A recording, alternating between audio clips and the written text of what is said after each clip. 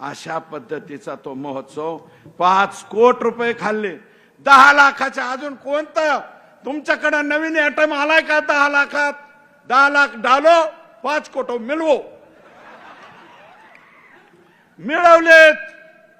हे महासंस्कृती कार्यक्रम मुंबईच्या एका एजन्सीला काम मिळालं होतं, ते काढून वाल्मिक याने मिनाज फारुकी नावाच्या माणसाला दिलं.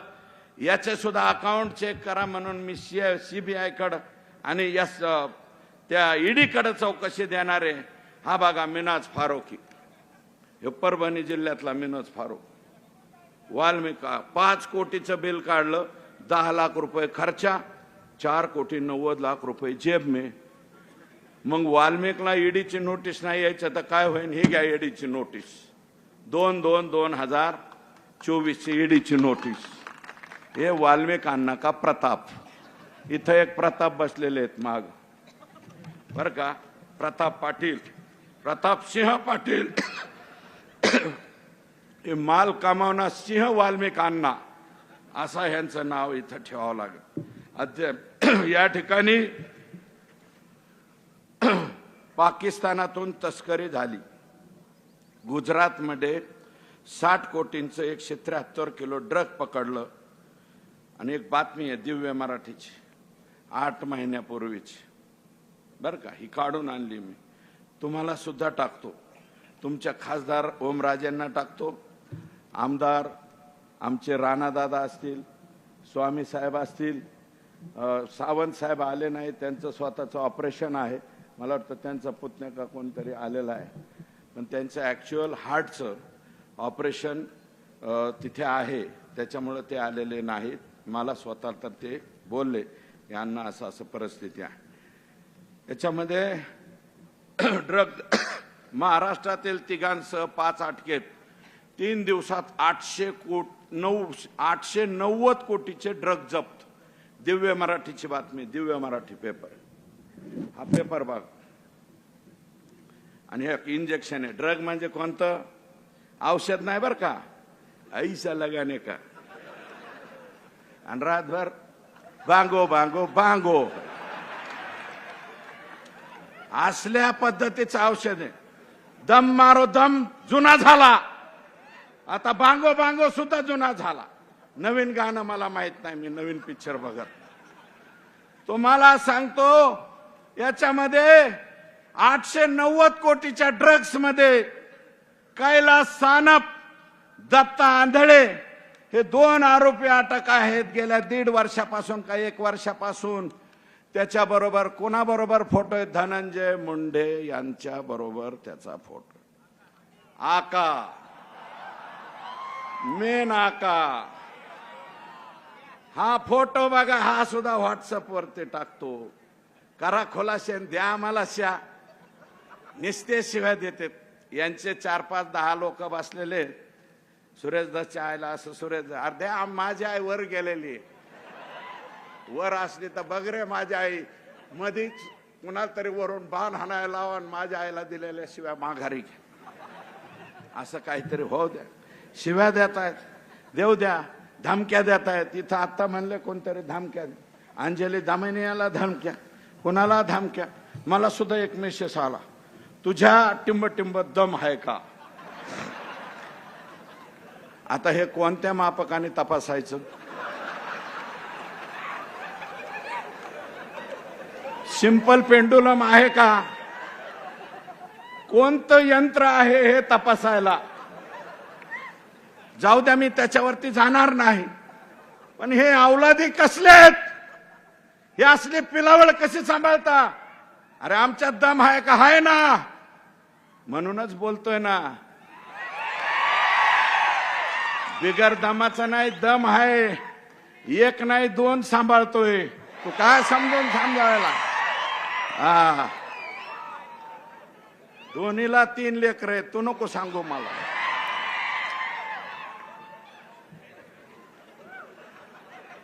पाकिस्तानातल्या तस्करी बरोबर यांचे फोटो. सारंगी महाजन काय म्हणाल्या काल परवा? तिचा नवरा कसला बी असू द्या, पण सारंगी महाजनने काय चूक केली? सारंगी महाजन काय म्हणाल्यात ते सुद्धा ऐका. तरी सुद्धा आमचे दादा म्हणतात धोरण वयही त्याचा संबंध नाही असं दादा. सुनेत्रा वहिनींच्या गावातून बोलतो दादा, पद्मसिंह पाटलांच्या गावातून बोलतो, पवनराजेंच्या गावातून बोलतो. दादा तुमचं नातं आहे इथं, तुम्ही आमचे जावई आहात. सुनेत्राताई आमच्या भगिनी आहेत, बहीण आहे बर का. माझी विनंती आहे दादा, याला काढा राव, याच्या जागेवर कायंदेला द्या ना. ती कायंदे निवडून आलाय ना. शिंदखेड राजाचा उद्या आम्ही जाणार आहोत. दीपक केदार म्हणाले राजमातेच्या जन्मदिनी आम्ही तिथे जातो. त्या शिंदखेड राजाचा आमदार आहे, अजितदादाच्या पार्टीचा, जिजाऊंच्या गावचा आमदार आहे. कायंदेला द्या, कुणाला द्या, पण हे कशाला ठेवता हो. याचं लय आमचं वाटोळ केलं याने. माणसं मारायला लागलाय हो, दुपारून माणूस मारलाय, पुन्हा ह्याला सत्य ठेवा म्हणजे दिवस उगताच मारीन. किती वाईट आहे. एकट्या वालू काकाला कशाला दोष देता. वालू काकाची बॅक साईड कोण आहे हे बघा. आणि हे म्हणतात माझा काही संबंध नाही. असं कसं? हे वागणं बरं नव्ह. आणि अरेच ओमराजेंना विचारा, त्यांची सासरवाडी आमच्याकडेच.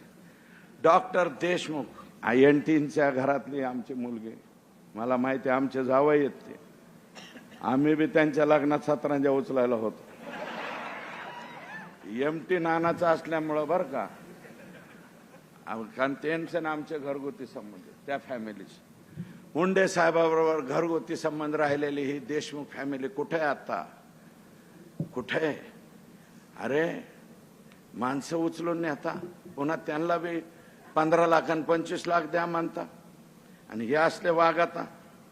ओमराजे, डॉक्टर देशमुख, मला वाटतं दादा तुमचे सुद्धा पाहुणे असतील, आमच्या राणा दादांचे. हे देशमुख बर का. तर तू हसू नका, हसण्यासारखा विषय नाही. बाया माणसाची अॅट्रॉसिटीची केस केली डॉक्टरवरती. उद्याच्याला फक्त परळी नगरपालिकेला निवडणुकीला उभा राहायला नाही पाहिजे म्हणून केस.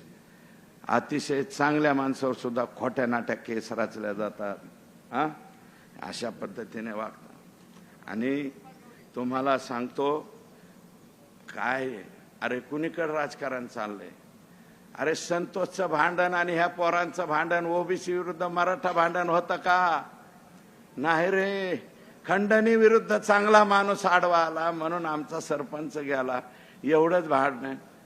अरे धायगुडे बोलले बाबा, मी जास्त नाही बोलणार. परत आम्ही बोललो की म्हणते लगेच हे जातीवाद.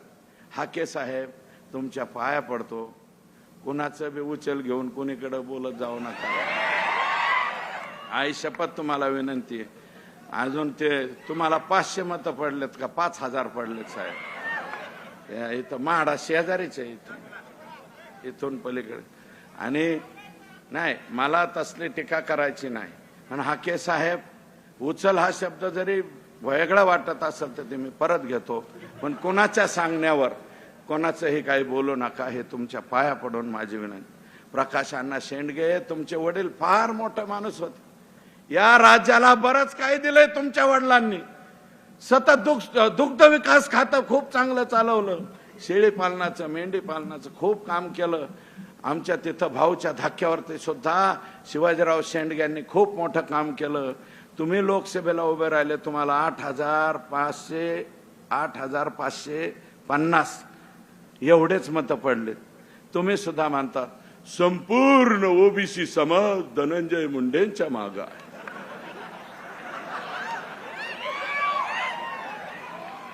ओबीसी समाज संपूर्ण माग. आणि हे तर कोण आहेत आता ही बसलेली?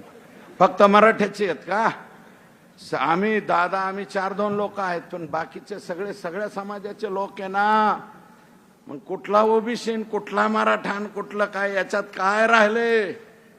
याच्यात अरे राम शिंदे साहेबांना रोहित पवाराच्या विरोधात फक्त 1300 मताने निवडून आलेत रोहित पवार.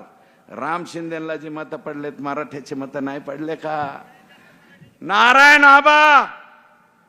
आबा पाटील धनगर समाजाचे फक्त धनगराच्या मतावर आलेत का? आणि संदीप क्षीरसागरचं मतदान किती आहे बीड मतदारसंघात? 400 असेल, नाही तर 4000 असेल, नाही तर 400 2000 असेल. त्यातलं बी संस्था ह्याच्याकडे नाही, याच्याकडे काहीच नाही. मग हा ना. अरे बाबा, मी त्या आधीच सांगितलंय सगळ्यांचं चांग भलं त्याच्यामुळेच झालेलं आहे. संदीप क्षीरसागर 1,00,000 काही हजार मतं पडतात, 2000 सुद्धा मतं तैलिक समाजाचे नाहीत. कुठला जातीवाद आणला? कुठला ओबीसी मराठा आणता? अरे 132-34 जागा भाजपच्या निवडून येतात, 41 तुमच्या आल्या, शिंदे साहेबाच्या आल्या, राष्ट्रवादीच्या कमी आल्या, उद्धव साहेबांच्या कमी आल्या, काँग्रेसच्या कमी आल्या. हे जागा राजकारणाचा विषय नाही, हा विषय सगळ्यांचा आहे. अरे उद्या एखाद्या वडार समाजाचं झाला, आता कैकाडी समाजाच्या पोराची जर अशी हत्या झाली असते तर आम्ही तेवढ्याच ताकदीने इथं आलो असतो, तेवढ्याच ताकदीने बोललो असतो. सगळ्या समाजाचे लोक तुम्ही बघा ना, जातीपातीवर नाही. फुले शाहू आंबेडकरांचा महाराष्ट्र आहे, या महाराष्ट्रामध्ये असं मतदान झालंय.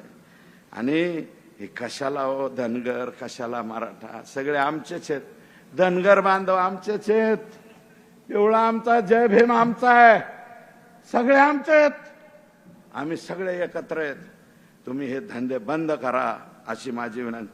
बोला बा, तुम्हाला काय बोलायचं असतं तर बोला, आम्ही तुम्हाला उत्तर देणार नाही, पण तुमचं जे चाललंय ते बरोबर नाही, एवढीच आमची विनंती आहे.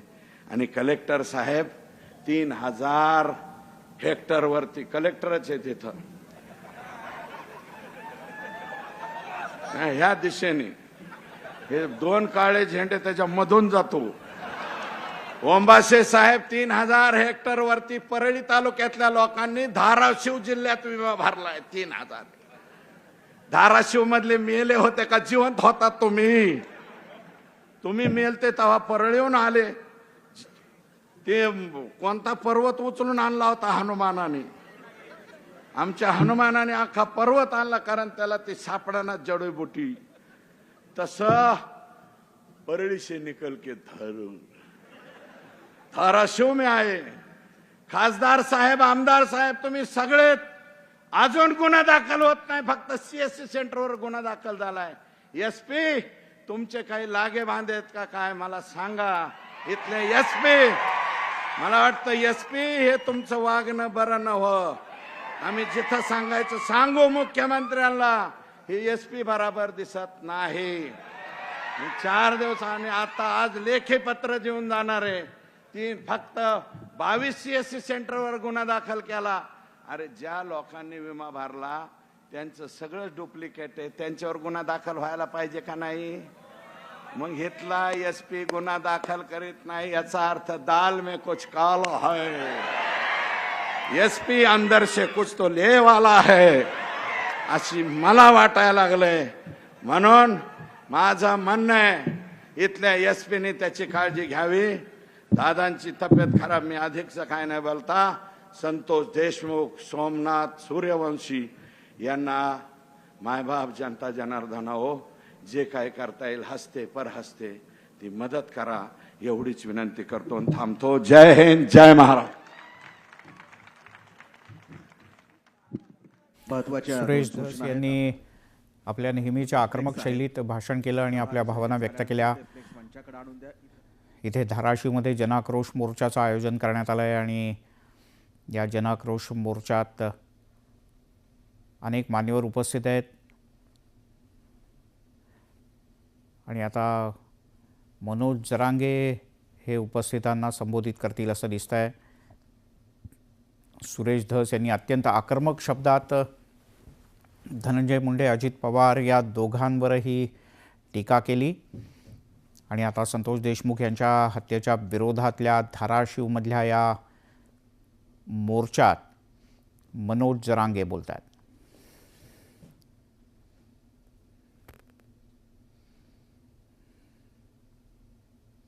por ahí, आपल्या संतोष भैयाचं घर उन्हात आहे. आपल्याला न्याय देऊस तर